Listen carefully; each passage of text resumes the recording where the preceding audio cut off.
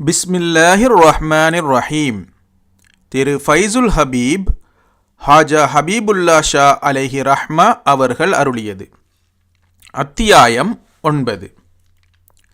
நண்பர்களே, இஸ்லாத்தின் மூல மந்திரமாகிய லா இலாஹ இல்லல்லாஹு எனும் கலிமாவை நாவால் உச்சரிப்பது வேறு, அதை அதன் அந்தரங்க கருத்தை அறிவது வேறு, கலிமாவாகவே ஆகிவிடுவது வேறு என்பதை உணர்வீர்களாக.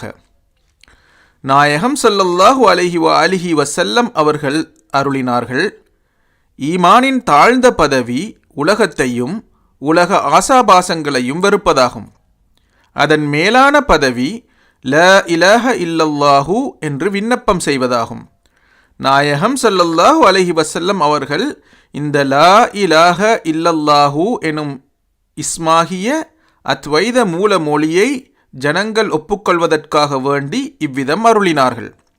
ஏனெனில் கலிமாவை ஒப்புக்கொண்டு விண்ணப்பம் செய்த உடனேயே ஜனங்களின் உயிரும் பொருளும் கார்மானம் பெற்றுவிடுகின்றன என்று ஹஸ்ரத் ஜனுல் குத்தஸ் குசாத் ஹம்தானி ரஹ்மத்துல்லாஹி அலைஹி அவர்கள் சொல்கின்றார்கள்.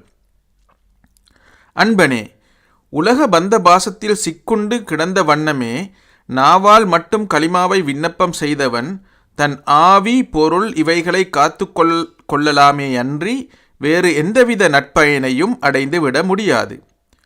பொய்யுரைத்தல் ஹராம் என்பது தெரிந்த விஷயம். எனவே கலிமாவின் உட்கருத்தை மனத்தின் சம்பந்தமின்றி நாவால் மட்டும் வெறுமனே உச்சரிப்பது திட்டமாக பெரிய பொய்யாகும். எனவே இது ஹராமாகும். ஆனால் கலிமாவின் சிர்ரை உணர்ந்தவராக நாவாலும் உரைத்தால் அன்றி ரூஹுக்கு கார்மானம், அதாவது பாதுகாப்பு கிடைக்காது. ஆதலால் ஷரியத்திலே நாவால் மட்டும் கலிமா சொல்வது அனுமதிக்கப்பட்டுள்ளது.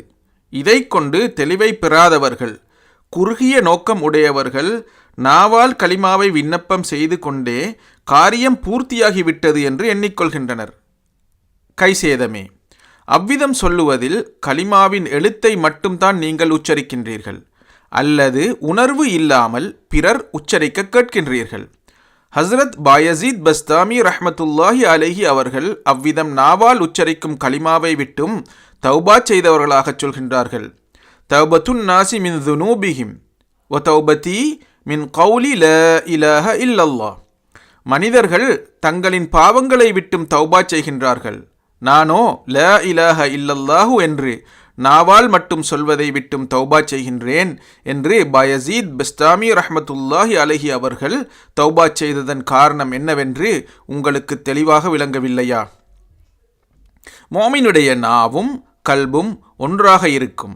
நாயகம் ஸல்லல்லாஹு அலைஹி வஸல்லம் அவர்கள் அருளினார்கள், அஃதலு மா குல்துஹு அன வன்னபியூன மின் கப்லி லா இலாஹ இல்லல்லாஹ். நானும் எனக்கு முன்னுள்ள நபிமார்களும் உச்சரித்த எல்லா சொற்களிலும் லா இலாஹ இல்லல்லாஹு என்பது மேன்மை பொருந்தியதாயிருக்கும் என்று பெருமானார் ஸல்லல்லாஹு அலைஹி வஸல்லம் அவர்கள் அருளினார்கள். இதை கொண்டு அன்பியாக்களும் அவுலியாக்களும் கலிமாவை விண்ணப்பம் செய்தது நாவினால் மட்டும் என்று நீங்கள் சொல்ல முடியுமா? உள்ளத்தால் உரைக்கவில்லை என்று எண்ணுகின்றீர்களா? அப்படியல்ல. முஃமினுடைய கல்பும் நாவும் பிரிந்து தனித்தனித்து பேசக்கூடாது. உண்மையிலேயே அவர்கள் நாவால் உச்சரிக்கப்படுவது கல்பின் உச்சரிப்புத்தான்.